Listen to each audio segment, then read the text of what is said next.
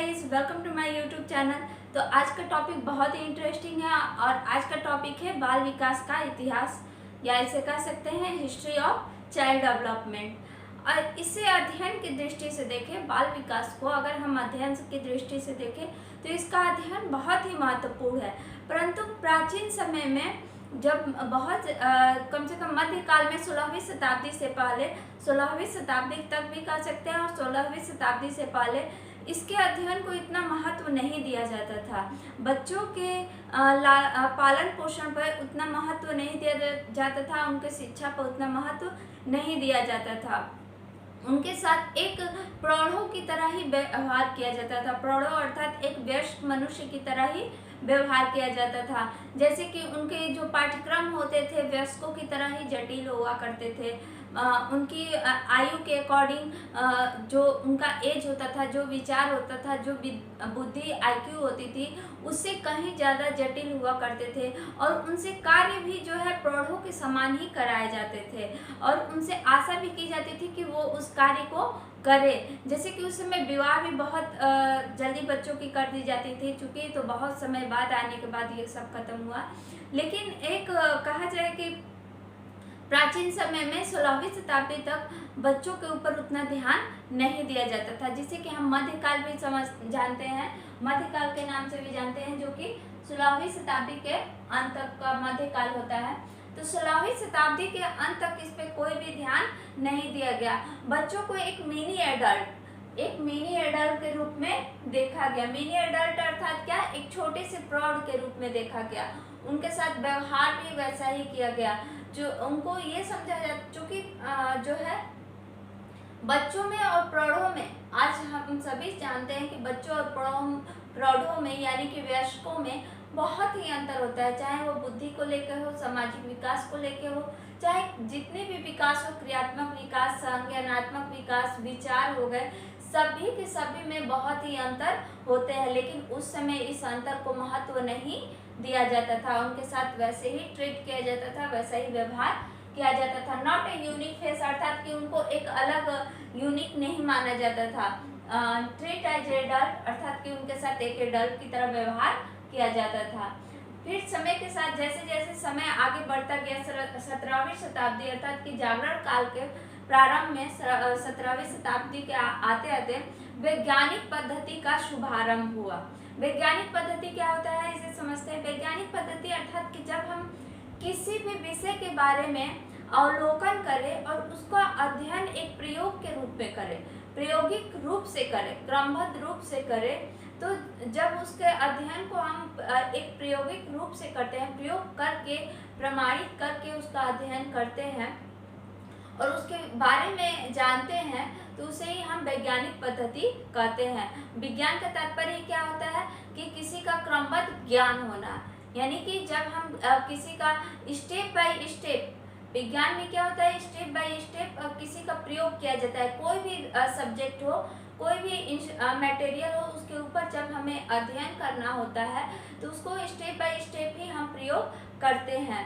तो उसी प्रकार इस वैज्ञानिक पद्धति को समझते हैं कि वैज्ञानिक पद्धति का भी शुभारंभ यानी कि बच्चों के ऊपर अध्ययन जो है, इसका शुभारंभ का मतलब स्टार्ट हो गया।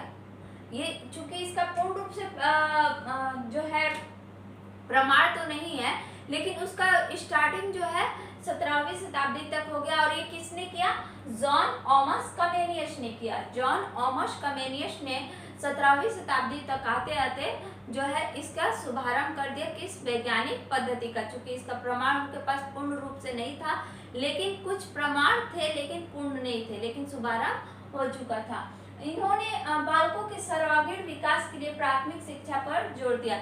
जब उन्होंने जैसे जैसे अध्ययन करना स्टार्ट किया तो उन्हें ये जो है समझ आया कि बच्चों के सर्वांगीण विकास अर्थात क्या, संज्ञानात्मक विकास, शारीरिक विकास, सामाजिक विकास, जो बौद्धिक विकास हो गया, व्यक्तित्व का विकास हो गया, इन सभी के विकास के लिए उनको प्राथमिक शिक्षा देना बहुत जरूरी है। अर्थात उनको जैसे ही उनकी समझ बढ़ने लगे वैसे वैसे उनको एज के अकॉर्डिंग शिक्षा प्रदान करना स्टार्ट कर देना चाहिए। तो इसलिए उन्होंने उन बच्चों के सर्वांगीण विकास के लिए उन्होंने किस पर जोर दिया? प्राथमिक शिक्षा पर जोर दिया, क्योंकि उन्होंने ये उनके अध्ययन से ये समझ में उनको आया कि बच्चों को अगर जब समझ आने लगे तो उनको प्राथमिक शिक्षा के द्वारा उनके विकास को भी हम बढ़ा सकते हैं। और उन्होंने स्टेटमेंट भी दिया है बच्चों के ऊपर कि बाल मन प्रौढ़ मन से भिन्न होता है। बाल मन प्रौढ़ मन से भिन्न होता है, अर्थात क्या? बाल मन यानी इसका मतलब क्या हुआ? बाल मन अर्थात कि बच्चों की जो बुद्धि हुए, विचार हुए, जो इच्छाएं हुई, वो प्रौढ़ों के, वयस्कों के, जो एडल्ट पर्सन है उसके बुद्धि से, उसके विचार से बिल्कुल अलग होते हैं। अगर एक ही चीज है, कोई भी एक वस्तु है, तो एक वस्तु पे जो है एक बच्चे का विचार और एक प्रौढ़ व्यक्ति का विचार दोनों का अलग अलग होगा। जैसे कि ये मार्कर है, अगर कोई बच्चा देखेगा तो उसके लिए खेलने की वस्तु होगी, लेकिन एक प्रौढ़ के लिए क्या होगी? एक लिखने की वस्तु होगी। तो दोनों के विचार क्या हो जाएंगे? अलग अलग हो जाएंगे। तो उन्होंने इसी बात को कहा है कि बाल मन प्रौढ़ मन से भिन्न होता है। किसने कहा है? जॉन ऑमस कमेनियस ने कहा है। और इसी का अध्ययन करते हुए उन्होंने दो पुस्तकों का नाम लिखा, दो पुस्तकों को प्रकाशित किया, जिसमें कि एक वर्ल्ड वाइड बहुत ज्यादा फेमस हुआ। जो वर्ल्ड वाइड फेमस हुआ वो है ऑर्बिस पिक्टस। ऑर्बिस पिक्टस जो कि 1658 में जो है प्रकाशित हुआ, पब्लिश हुआ। और ये वर्ल्ड वाइड मतलब कि बहुत ज्यादा ही पढ़े जाने वाली उस समय की पुस्तक थी। उसके बाद उन्होंने 1628 में, इससे पहले ही उन्होंने 1628 में स्कूल ऑफ इन्फेंसी नामक पुस्तक लिखी थी, अर्थात कि बच्चों के लिए स्कूल जो है शैशवावस्था के बाद से बच्चों के लिए एक स्कूल होना चाहिए जिसमें कि उनको प्राथमिक शिक्षा दी जानी चाहिए। इसमें किस प्रकार से बच्चों को प्राथमिक शिक्षा दी जानी चाहिए, किस अवस्था में किस तरह की शिक्षा रहनी चाहिए, ये सब इन्होंने इसमें बताया है। और ये पुस्तक कब लिखी गई थी? 1628 में। पुस्तक का नाम क्या है? School of infancy. और 1658 में कौन सी पुस्तक लिखी गई? ऑर्बिस पिक्टस। दोनों ही बच्चों के ऊपर, इन्फेंसी के ऊपर ही जो है, चाइल्डहुड के ऊपर ही दोनों पुस्तक है था और है भी। आप अभी भी इसको देख सकते हैं। नेक्स्ट आते हैं कि 17वीं शताब्दी के अंत तक जॉन लॉक ने बालकों के रुचियों, इच्छाओं और क्षमताओं पर बल दिया और बताया कि व्यक्तित्व निर्माण में वातावरण का प्रमुख योगदान है।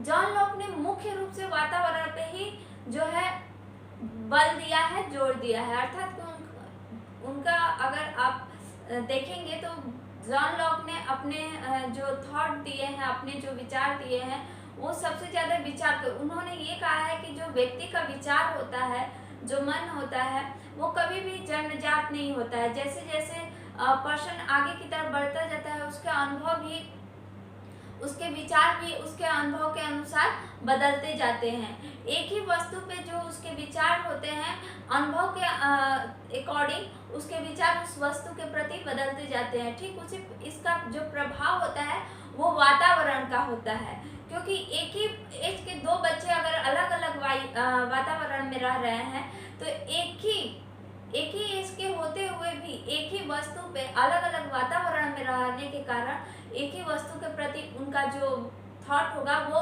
अलग अलग होगा। तो उन्होंने सबसे ज्यादा बल किस पे दिया है? वातावरण पे दिया है।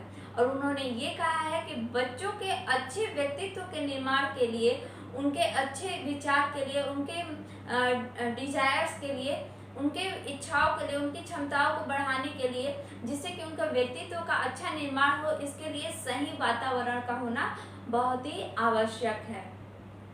इसी प्रकार आगे बढ़ते हैं।